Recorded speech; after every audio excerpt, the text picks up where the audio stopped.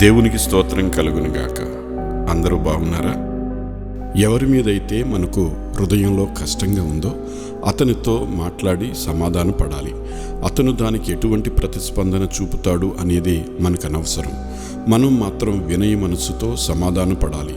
ఈ విషయంలో మనం ఉద్దేశపూర్వకంగా ఆలస్యం చేస్తే సమాధాన పడే సమయం మరలా రేపు మనకు దొరకపోవచ్చు.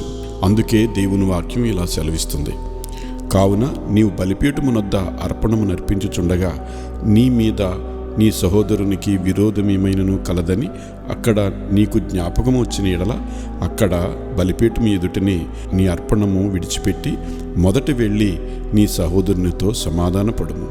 అటు తర్వాత వచ్చి నీ అర్పణము అర్పించుము. మత్తయి సువార్త 5వ అధ్యాయం 23-24 వచనాలు.